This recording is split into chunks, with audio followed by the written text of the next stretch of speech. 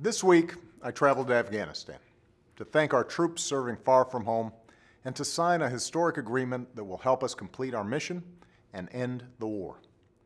As Commander-in-Chief, nothing is more humbling or inspiring than the chance to spend some time with our troops.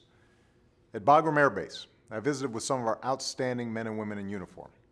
I thanked them for their extraordinary service, and I let them know that America honors their sacrifice. Because of their bravery and dedication, the tide of war has turned in Afghanistan. We've broken the Taliban's momentum. We've built strong Afghan security forces.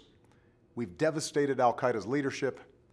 And 1 year ago, our troops launched the operation that killed Osama bin Laden. The goal that I set, to defeat al-Qaeda and deny it a chance to rebuild, is within reach. Because of the progress we've made, I was able to sign a historic agreement between the United States and Afghanistan that defines a new kind of relationship between our countries, a future in which Afghans are responsible for the security of their nation, and we build an equal partnership between two sovereign states, a future in which the war ends and a new chapter begins. The enormous sacrifices of our men and women in uniform are not over, but many of our troops are already coming home. Last year, we removed 10,000 U.S. troops from Afghanistan. Another 23,000 will leave by the end of the summer. As our coalition agreed, by the end of 2014, the Afghans will be fully responsible for the security of their country. And this is as it should be, because after more than a decade of war, it's time to focus on nation building here at home. As a new greatest generation returns from overseas, we must ask ourselves, what kind of country will they come back to? Will it be a country where a shrinking number of Americans do really well while a growing number barely get by? Or will it be a country where everyone gets a fair shot, everyone does their fair share, and everyone plays by the same set of rules? A country with opportunity worthy of the troops who protect us.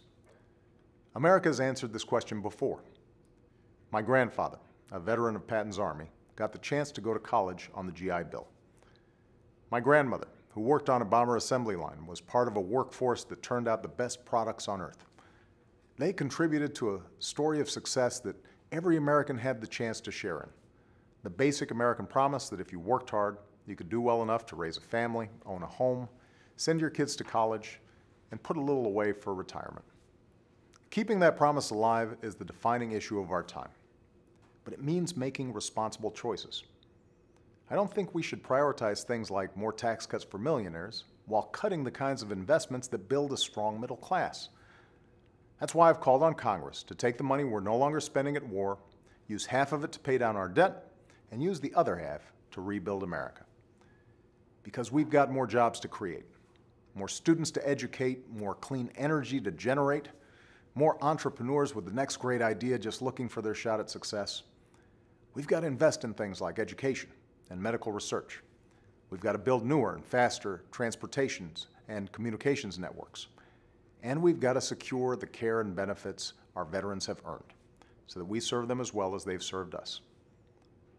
Every time I have the privilege of meeting with our troops, I'm struck by their courage, their commitment, their selflessness, and their teamwork. They have something to teach us. Recovering from the worst economic crisis since the Great Depression is a work in progress. But if we follow their example, then I have no doubt we will preserve the promise of this country, protect the freedoms we cherish, and leave for our children an America that's built to last. God bless you, and have a great weekend.